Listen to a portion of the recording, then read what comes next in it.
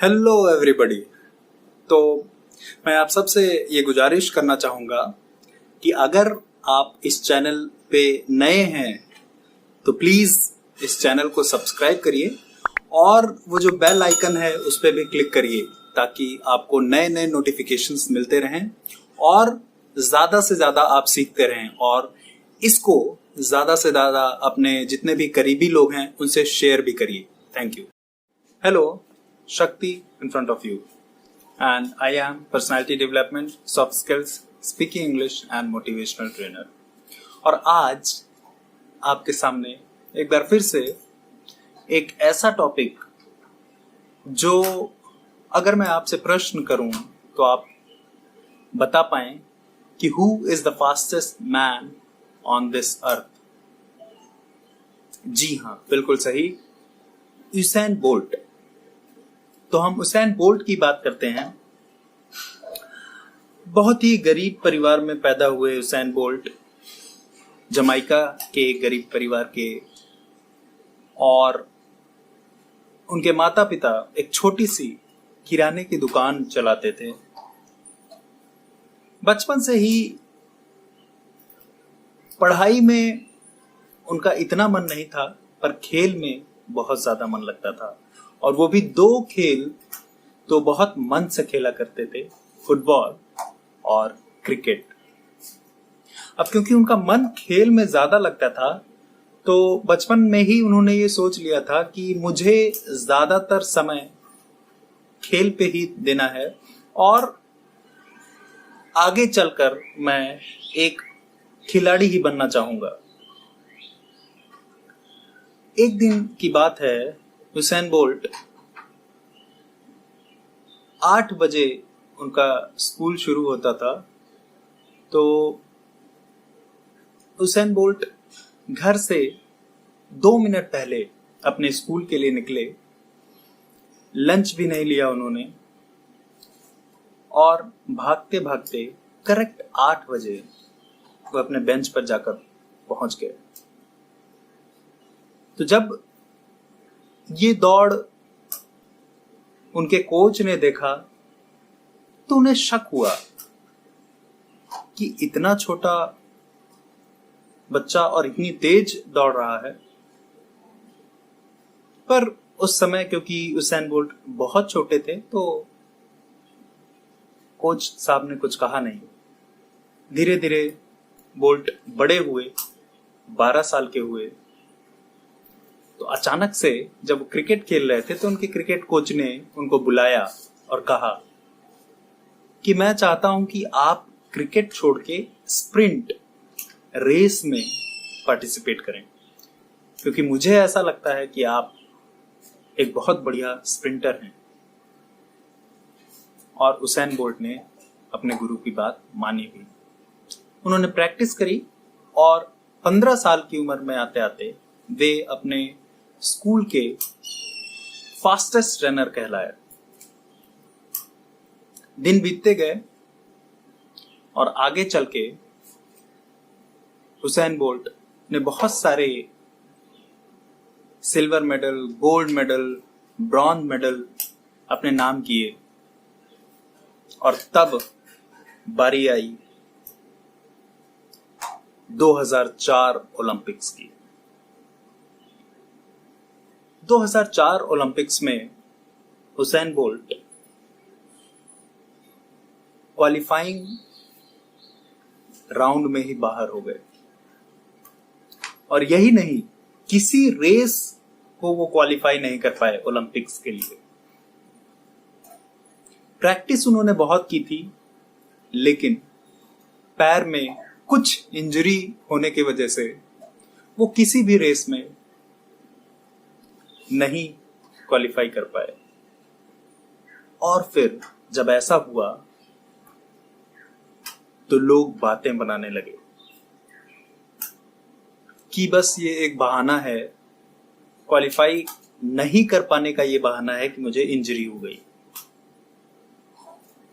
Usain bolt ने बहुत मेहनत की थी और वो बुरी तरीके से टूट गए। यहां तक कि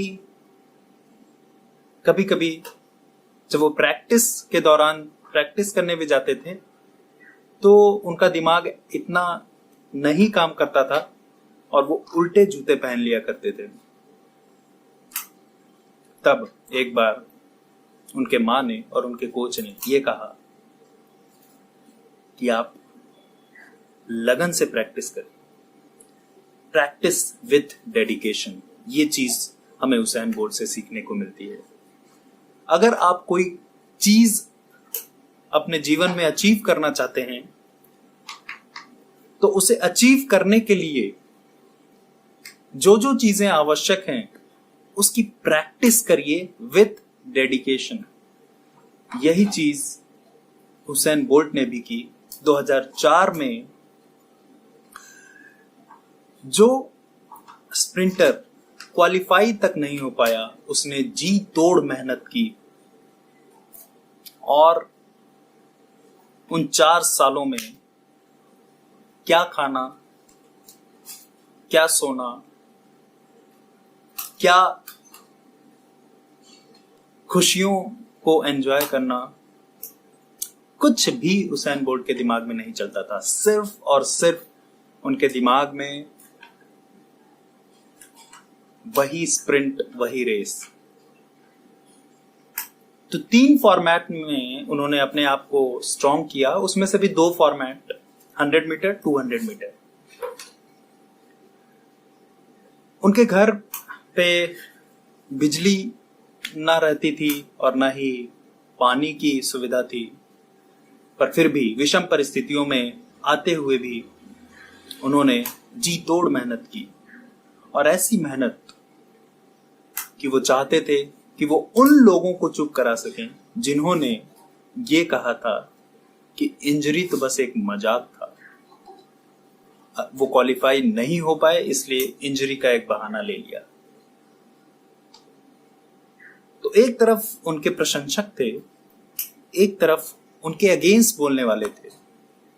दोनों को दिमाग में रख के उन्होंने जी तोड़ मेहनत की और वो दिन आया 2008 ओलंपिक का। 2008 ओलंपिक से पहले उन्होंने अपने मन में ये सुनिश्चित कर लिया था कि मुझे अब इस ओलंपिक में वर्ल्ड रिकॉर्ड बनाना है और हर एक रिकॉर्ड को तोड़ना है, चाहे कुछ भी हो जाए। उस हिसाब से उन्होंने जी तोड़ मेहनत की। 2008 ओलंपिक हुआ और वो 2008 ओलंपिक हुसैन बोल्ट के लिए डेब्यू था, उनका पहला ओलंपिक था। आप सोचिए, पूरे विश्व से लोग ओलंपिक्स में आते हैं और अगर किसी का पहला ओलंपिक हो तो बड़े बड़े देश से लोगों को देखकर अंदर से खुद डर सा महसूस होता है। लेकिन हुसैन बोल्ट बेफिक्र थे, हंसमुख इंसान थे। वो कभी रेस के बारे में सोचते ही नहीं थे और 100 मीटर फाइनल दौड़ में उनका नाम था। और जैसे ही 100 मीटर शुरू होने वाला था, उसके पहले उन्होंने कभी कुछ सोचा नहीं था कि रेस के पहले क्या होगा, रेस के बाद क्या होगा, उनके दिमाग में कुछ नहीं था। लेकिन जब ऑन योर मार्क आई आवाज उनके कान में, तो सिर्फ और सिर्फ उनका ध्यान ट्रैक पर था और उनकी नजरें उस रिबन पे थी जिसको क्रॉस करके वो आगे फर्स्ट रैंक पे आते। वही हुआ। शुरुआत के 40 मीटर हुसैन बोल्ट लगभग 3rd पे थे और फिर अचानक से उन्होंने स्प्रिंट पकड़ी और जो कुछ हुआ उसे पूरा विश्व याद करता है अभी भी। एक वर्ल्ड रिकॉर्ड बना और हुसैन बोल्ट 100 मीटर ही नहीं 200 मीटर में भी उन्होंने वर्ल्ड रिकॉर्ड कायम किया उसी ओलंपिक्स में, उसी डेब्यू ओलंपिक्स में। और फिर 4x100 मीटर रिले रेस में भी उन्होंने गोल्ड मेडल पाया। और उन्होंने ये वर्ल्ड रिकॉर्ड बना दिया कि 3 गोल्ड मेडल एथलेटिक्स में वो पहले एथलीट हुए जिन्हें 2008 ओलंपिक्स में मिला। और गाड़ी यहीं नहीं रुकी। सबसे बड़ी बात यह होती है कि अगर आप फेलियर को पाते हैं तो 2 बातें होती हैं। या तो आप खुद को बुरी तरीके से ब्रेक कर देते हैं या फिर आप रिकॉर्ड को ब्रेक कर देते हैं। और यही हुआ।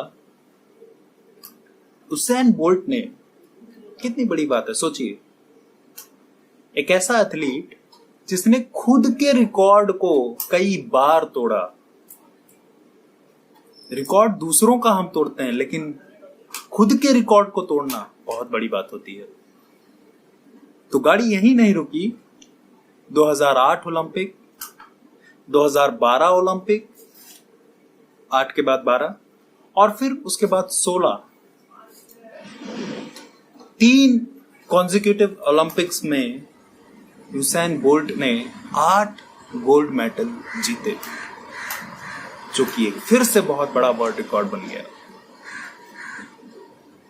और अपने ही रिकॉर्ड को तोड़ते हुए ऐसा उन्होंने किया। तो हमें यह सीखने को मिलता है फास्टेस्ट मैन ऑन अर्थ से कि अगर हम प्रैक्टिस करते हैं डेडिकेशन के साथ किसी चीज को अचीव करने के लिए, तो हम खुद अपने ही रिकॉर्ड तोड़ते जाते हैं और एक दिन उस रिकॉर्ड को तोड़ लेते हैं। उसेन बोल्ट ने भी यही किया। और फिर 2017 में चेकिंग हुई तो 2008 का जो ओलंपिक था उसमें 4x100 मीटर रेस में से उनके एक साथी डोप टेस्ट पॉजिटिव पाए गए, जिसमें से उनका 1 मेडल ले लिया गया और 7 गोल्ड मेडल रह गए। तो इसलिए अंत में मैं आपसे यही कहना चाहूंगा कि फर्म डेडिकेशन के साथ अच्छे से प्रैक्टिस करिए और जो भी आप अपने लाइफ में अचीव करना चाहते हैं उसे आप अचीव करिए। उसेन बोल्ट से हमें ये सीखने को मिलता है। Thank you very much.